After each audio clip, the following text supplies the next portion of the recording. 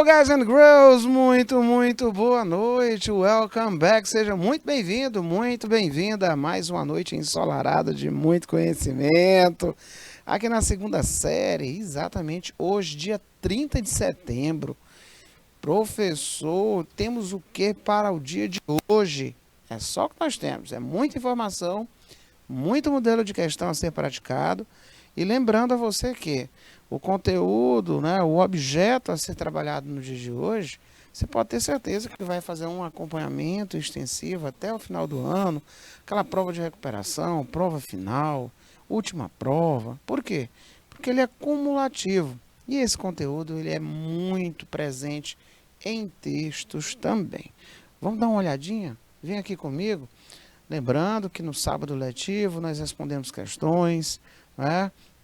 Deixei para vocês aqui modelos também a serem resolvidos durante a programação das nossas aulas. Esse número de questões, né?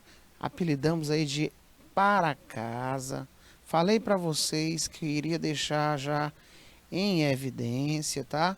Então, na aula da sexta-feira, nós vamos iniciar respondendo essas atividades aí que eu estou deixando para vocês, dos slides de 113 a 160, mas não te preocupa, não são muitas questões, são poucas, é porque eu coloco aquele slide de salvaguarda, né, que ele vem com a resposta e o outro com um comentário, que é para dar um up no treinamento de vocês. O objeto do conhecimento de hoje, nós vamos estar falando dos modalizadores, voz passiva, text and reading, que é o gênero textual, com o objetivo comunicativo e construções, verificar como é que é a estruturação disso tudo, e identificar e analisar especificidades do texto expositivo, tá? Do texto informativo, das estratégias de trabalho com relação ao reconhecimento estrutural das vozes verbais, compreender os tempos verbais e as vozes verbais,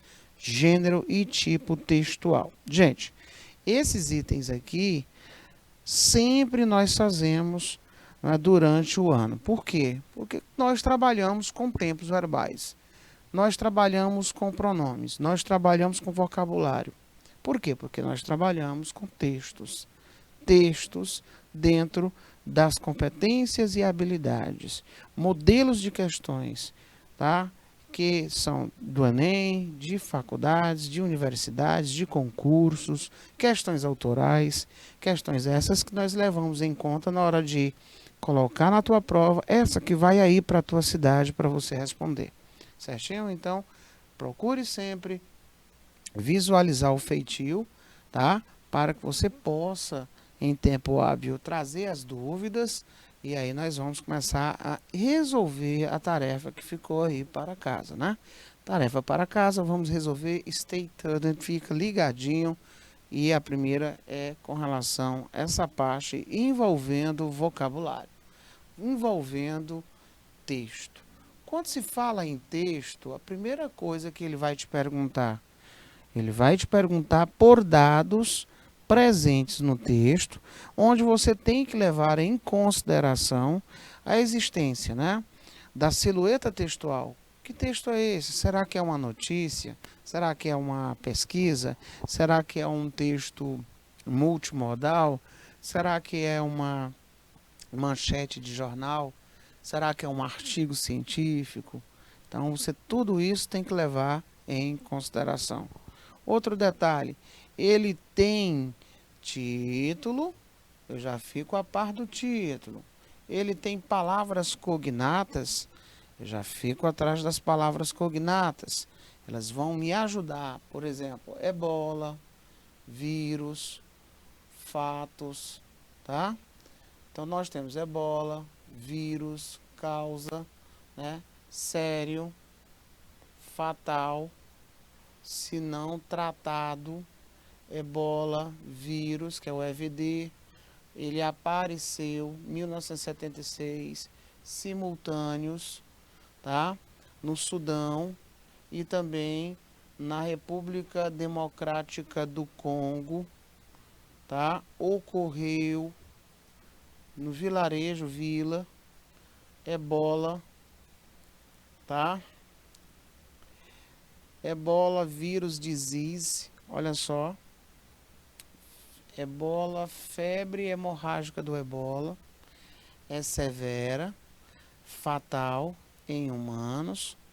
O vírus transmitido de pessoa para wild animals, animais selvagens, e se dissemina, não é, na população humana através de humano para humano, a transmissão, né? Aí ele diz que os casos de fatalidade, a taxa, estão por volta de 50%. E os casos, as taxas de fatalidade, elas variaram de 25%, né, em um passado não muito distante. Bom, aí você continua, ó. Ocorreu, remota, vila, África Central, perto de rainforest, né, as florestas tropicais, tá? Recente, parte da África, envolveu, tá, urban e áreas rurais. Então, ó, engajamento comunitário sucessivo, ó, bem sucedido, controle desses outbreaks, que quer dizer surtos, né? Controle, aplicação, tá, de intervenção, contato, serviços de laboratório, tá, e uma mobilização social. Tudo bem? Suporte, reidratação, tratamento sintomático, sobrevivência. Tudo bem? Licenciado, tratamento para neutralizar vírus imunologicamente, terapias, desenvolvimento, licenciado, ebola, vacinas, potencial candidatos, tá? E valoração. Se você analisar bem, nós temos aqui uma porção de palavras que são chamadas de palavras transparentes, palavras cognatas. Conseguiu visualizar que a performance de um texto informativo é de uma maneira clara, concisa, né, trazer informações sobre um determinado evento.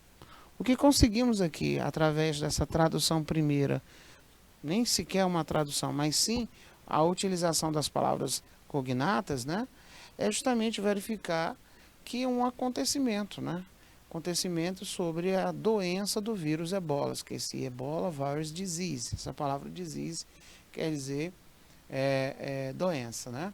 Ele fala a origem, quando apareceu dois surtos simultâneos no ano de 1976, aonde aconteceu, tá? Ele fala das taxas de fatalidade, e eles falam também sobre os avanços no estudo dessa doença, tá?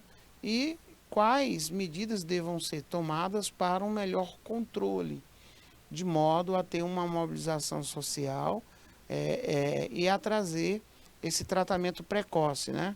Além do suporte cada vez mais temprano, cedo.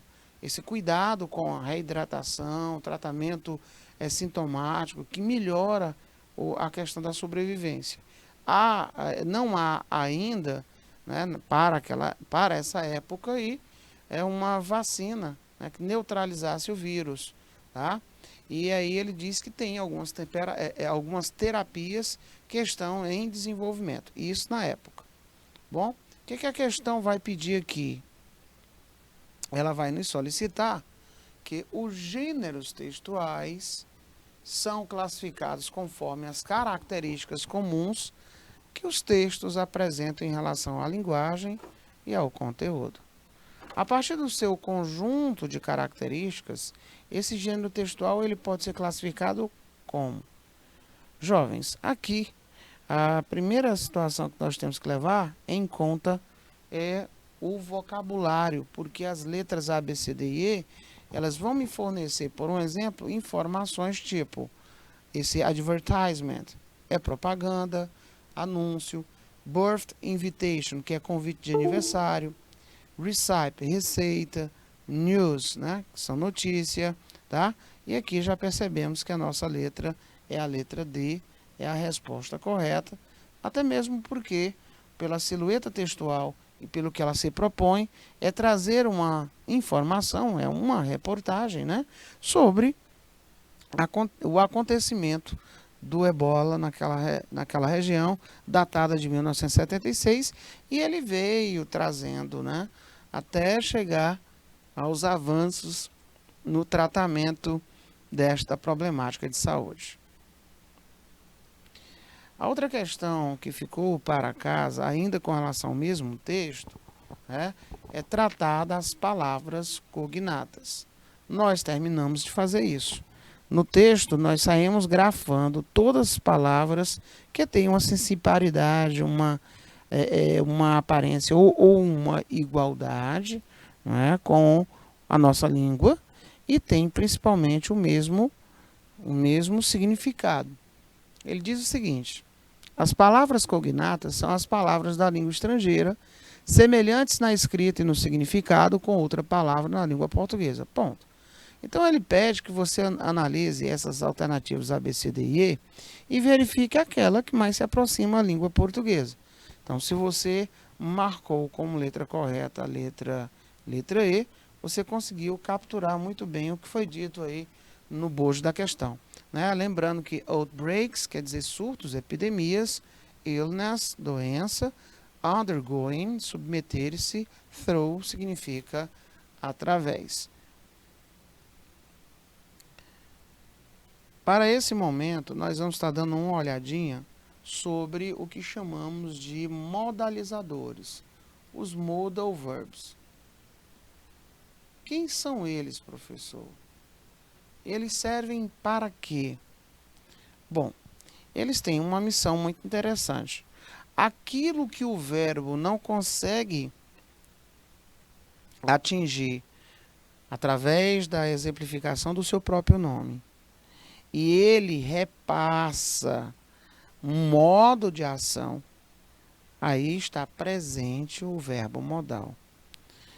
Detalhe que o verbo modal, ele não recebe flexão, ele não aceita verbo no infinitivo com to, com exceção do ou to.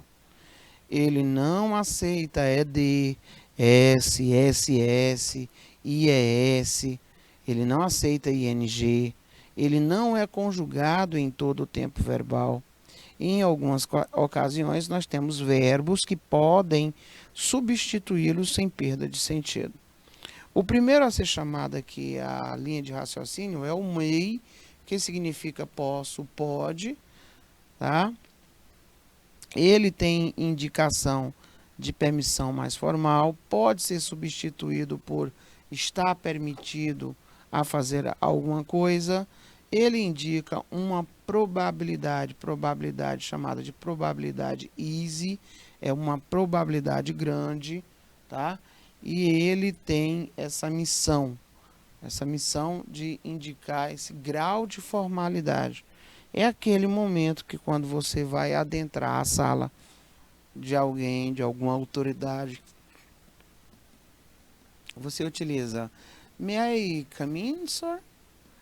Posso entrar, senhor? Tá? Aqui você está demonstrando um certo grau de polidez, de educação. Ele está, com certeza, sendo utilizado, né, para indicar uma permissividade. É tipo quando você fala, você pode deixar a sala de aula tão logo você termine a sua prova. Percebeu? Ele fala da probabilidade. Olha só, permissividade, probabilidade normal. Eu vou dizer assim, ó, olhe para aquelas nuvens negras, tá? Aí você diz, ó, it's colder, tá mais frio. Aí você vai dizer assim, ó, it may rain today. Percebeu? Eu estou observando pelas referências que a pessoa colocou para mim. Eu digo, olha para aquelas nuvens escuras ali. Pá, tá até mais frio. Eita, pode chover hoje. É uma probabilidade grande de acontecer, porque eu estou vendo todos os indícios, né, que estão corroborando para tanto, tá? Vamos ver aqui os exemplos? Vamos lá. Examples of. May I come in? Olha a permissão. You may leave the room when you finish the test. Você pode sair quando você terminar a prova, tá? Olha a substituição. Você está liberado para deixar a sala quando terminar a prova. Mesmo sentido, tá? Olha só as possibilidades, probabilidades. We may see many important people. Olha só, nós podemos ver muitas pessoas importantes. Aonde? Nessa conferência internacional, né? There may be, deve ter muita gente desabrigada após esse incidente natural, né? O might, gente, ele é irmão do may, só que no passado, tá? Ele é o passado do may, esse mocinho aí. Ele tem as mesmas indicações do may, tá? A mesma linha de substituição. Entretanto, quando você for falar de probabilidade, eu vou falar de uma probabilidade o quê? Pequena, e ela é chamada de probabilidade hard, tá? É como se você dissesse assim, ó, it's a sunny day. É um dia ensolarado. It's hot, tá quente. Então eu digo, ó, Ave Maria, it might rain today. Podia chover hoje, né? Para dar uma melhorada nessa temperatura. Hoje aqui, por exemplo, em Teresina, fomos aí acometidos de uma graça, né? Do nada caiu aí uma chuva, muito intensa. Hoje aqui nós estamos com clima europeu, né, meu diretor? Hoje o povo vai dormir bem. É. Aqui no Piauí, para quem não conhece, aqui você liga ar-condicionado, você liga ventilador e a labareda de fogo está por cima. Tá? Se encaixa muito bem nesse exemplo de probabilidade pequena. É quando a gente diz assim, Ave Maria, quente demais, podia chover hoje para melhorar. Esse might. Não é que não tenha o milagre do acontecimento, tá? Mas é porque tudo que está ao meu derredor conspira para que isso não aconteça de forma tão previsível, tá? Precisa chamarmos aí de um evento casual, tá bom? Olha aí outros exemplos. My mom said I might go to the show. A minha mãe, ela disse que eu podia ir para o show. Percebeu? Tá dando aí uma permissividade, né? Uma possibilidade. She said I was. Olha, ela disse que eu estava liberada para ir para o show. Tudo bem? Might you go out alone when you were 14? Você podia sair sozinho quando tinha 14 anos de idade? Eu nem pensar, né? Maybe they might come for my birthday. Pode ser que eles venham para o meu aniversário. However, contudo, I don't believe it. Eu não acredito. We might meet. Olha, nós podemos encontrar um ET no nosso jardim algum dia. Tomara que não, né? Possibilidades. Olha aí o Garfield trabalhando com esse moço. Qual é a tradução dele? Poderia. Podia. Tá? O que que ele indica? Ele indica habilidade no passado. Ele indica uma permissividade, né? Uma permissão, tá bom? Agora você vai ver que eu uso isso na qualidade de uma polite request. Polite request. Você também pode indicar para probabilidade. Probabilidade é essa, uma probabilidade mais difícil, né? things could be worse, né? As coisas podiam ser piores, tá? Olha aí a possibilidade, a probabilidade. Quando eu quero ser polido, eu vou dizer assim, ó, could you bring me some water, please? Você poderia me trazer um pouco de água, por gentileza?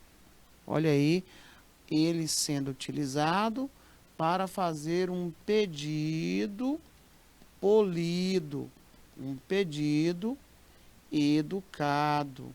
Esse pedido polido, pedido educado, ele é feito aqui, ó. Pedido polido, pedido educado. Ele é feito aí, tá? Olha só como é que é o grau de trabalho envolvendo esse verbo modal. Olha aqui, você poderia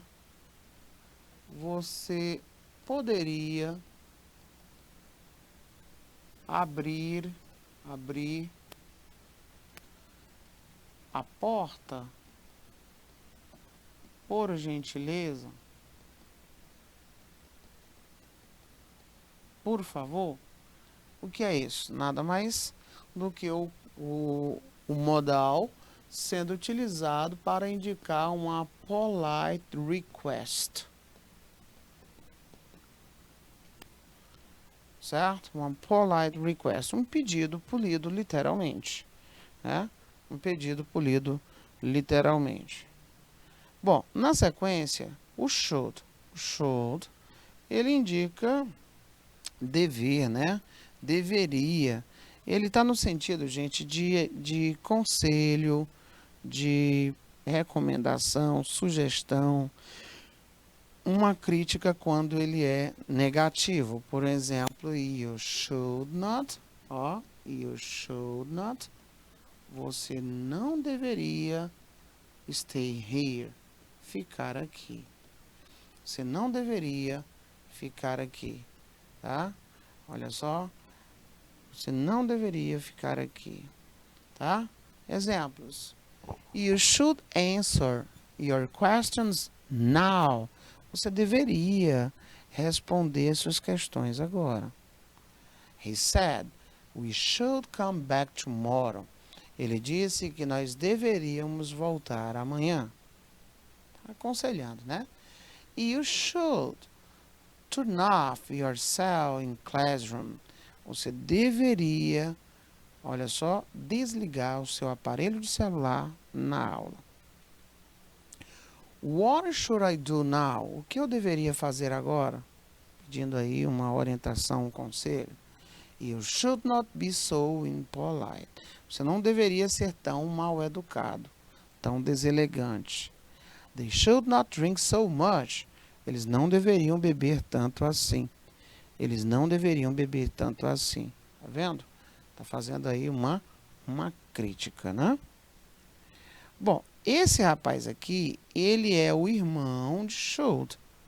Aí você vai anotar, tá, que ele é o único dos modais a utilizar o to depois dele. É o único. Outro detalhe, ele é irmão do should, tá? Mesma coisa de devo, deveria. Tudo bem?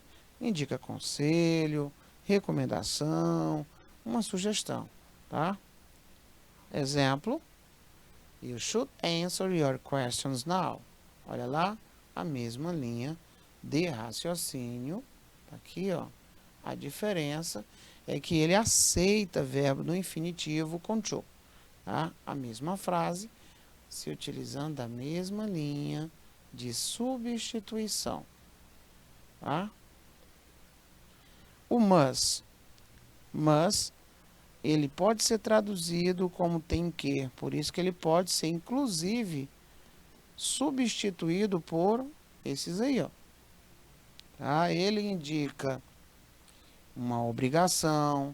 Às vezes você vai fazer uma prova e vê assim, ó. Certo? Ele indica uma forte necessidade, uma dedução lógica, ele é sinônimo de have to. Isso aqui, lembrando que ele é presente, tá? Esse moço aqui no passado, ele fica assim, ó, read to, tá? Read to, tudo bem? Ele fica assim, né? No passado ele fica dessa forma. Exemplos. We must respect, né? Nós devemos respeitar as leis de trânsito, né? Nós temos que respeitar. Então, nós temos que respeitar, dando aí um sentido de obrigação. You must buy food for your children, né? Você deve comprar alimento para as suas crianças, os seus filhos, uma forte necessidade obrigacional, tá? He looks sick. He must go to the doctors. Ele parece doente, ele tem que ir ao médico, dedução lógica, tá? Their man has a latest model car and a nice big house. He must be well off, tá? Olha só, aquele homem tem um carro de última geração, tá? E uma casa agradabilíssima. Ele deve ser bem sucedido, né? A Susan is always sad. Ela está sempre triste. Ela deve ter algum problema, tá? Eu estou deduzindo por conta do que eu estou vendo. Na negatividade, tá? Esse must, ele vai me indicar o não fazer, tá? E ele também pode indicar uma proibição. Olha só, you must not scream in the hospital. Você não deve, você não tem, você não pode gritar no hospital. Tá lembrando como é que é isso aqui, ó. Então, nós estamos estudando na aula de hoje o nosso objeto iniciado naquela aula de sexta-feira, onde nós falamos de verbos. E trabalhamos lá as vozes, tudo bacana, lindo. Aí fomos falar dos modalizadores. A aula de hoje foi retomada desse conteúdo, mas, tá? O que nós estamos revivendo o significado e a empregabilidade desses verbos modais.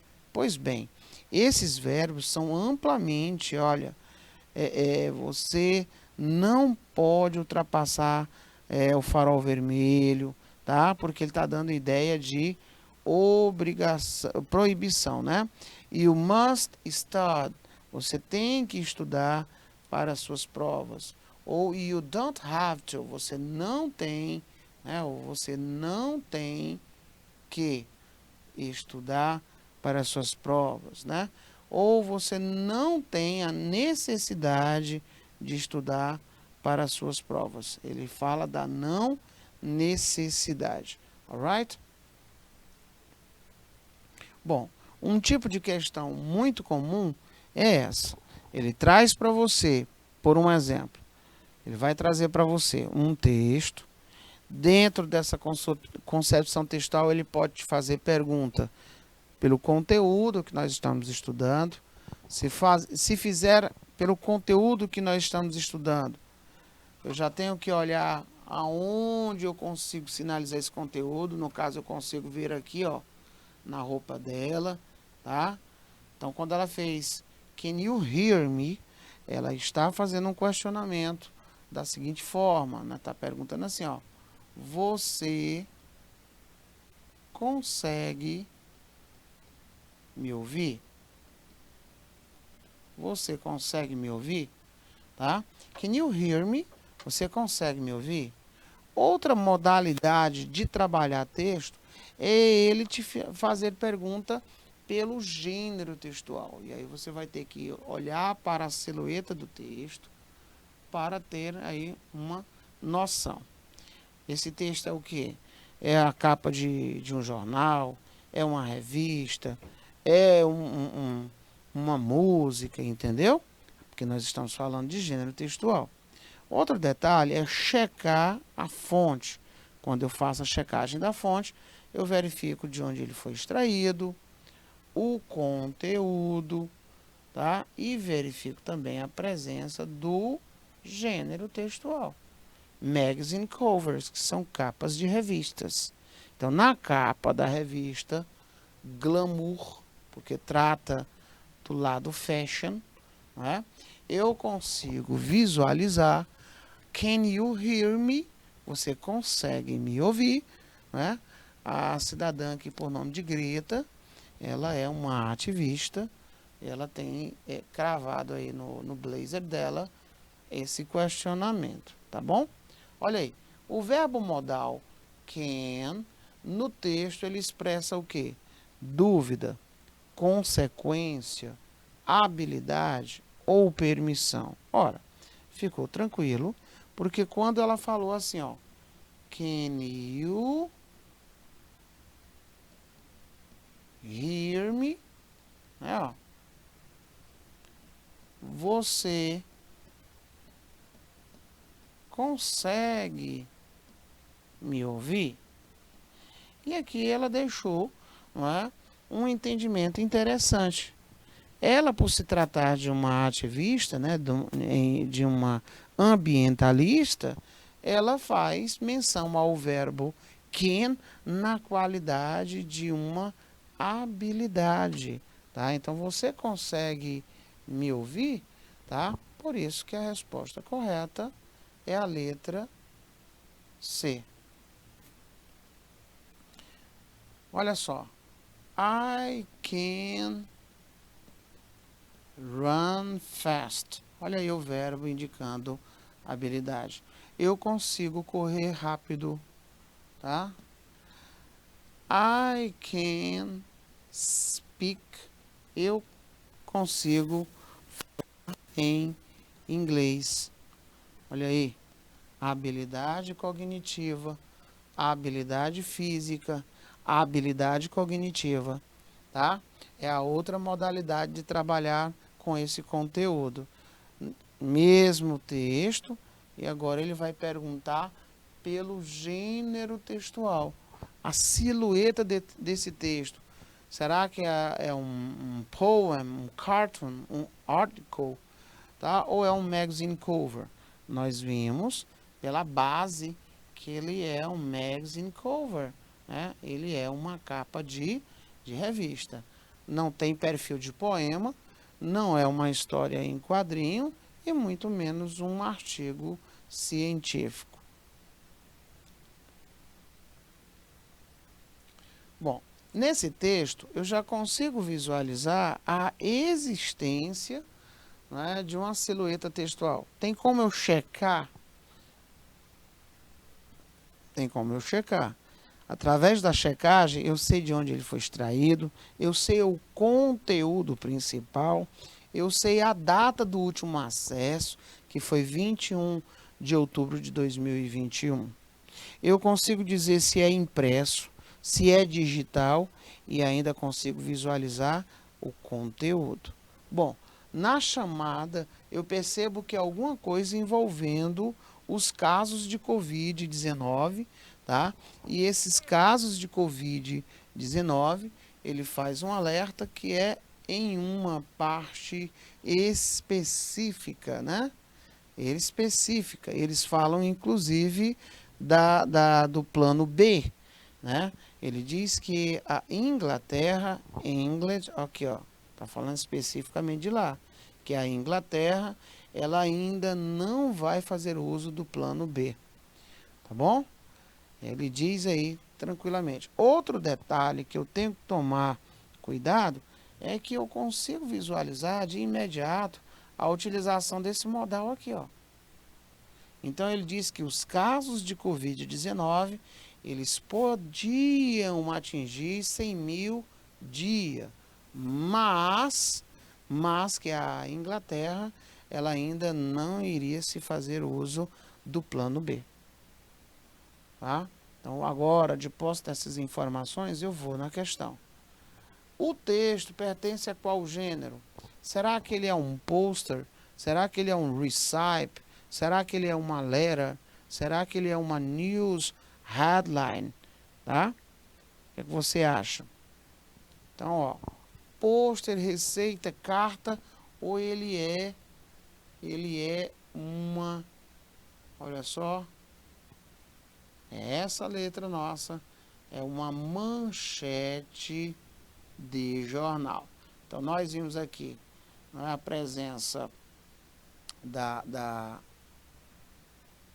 de textos, né? Nós vimos uma notícia, nós vimos agora há pouco uma capa de revista e agora nós vimos uma manchete de jornal, muito comum de aparecer também em nossas provas, tá? Próxima questão, mesmo texto, qual é a implicação de raciocínio? O verbo modal, e aí ele te diz qual é o verbo modal, dentro do contexto de utilização, não é? Ele expressa o quê? Possibilidade, permissão, obrigação ou proibição. Voltando aqui para o texto, eu vou dizer que os casos de Covid-19, olha, eles podiam atingir 100 mil dia. Então, olha só, ele não está falando de algo 100%, né? Então, está falando no sentido de uma possibilidade. Nós vimos que o can e o could, eles são irmãos. Um é presente, o outro é passado. Nós vimos que ele tem característica de indicação de quê? Eles indicam, dentre várias situações, permissividade, possibilidade, tá? Eles indicam habilidade física, habilidade cognitiva. Esse é um modelo de questão direto, né? Assinale a alternativa correta. Ele já aqui trouxe essas informações porque ele queria saber se você tem acesso ao seguinte, vamos lá.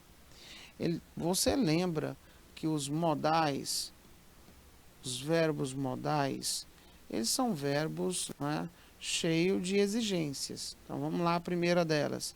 Eles não recebem flexão, tá? Nem S, nem ES, nem IES, nem ED, nem D, nem ING, etc. Não recebe. Outro detalhe, eles não aceitam verbo no infinitivo control, exceto quem? Esse aqui, ó. Exceto ele. Então, coloca aí a exceção, né? Outro detalhe, não são conjugados em todos os tempos verbais. Na maioria das vezes você vai observar apenas presente e passado. Certinho?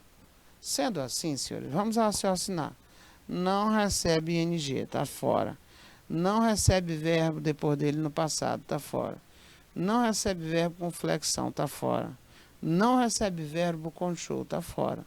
Com isso, você faz observação, tá? Com leave. Então, could I leave earlier tomorrow? Eu poderia sair mais cedo amanhã. Eu poderia sair mais cedo amanhã.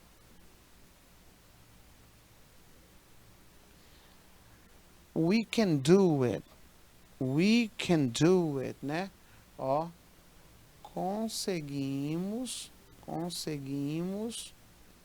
ou nós podemos fazer. Nós podemos fazer, né? Uma propaganda com essa temática. Observe que eu tenho uma mulher empoderada, né? Ela também é de uma época, década de 40, Olha lá a palavra war, né? Quer dizer o quê? Guerra. 1942, uma campanha de empoderamento, né? Observe agora o que é que vai acontecer. O verbo modal can, no texto ele expressa habilidade, permissão, obrigação, proibição, né?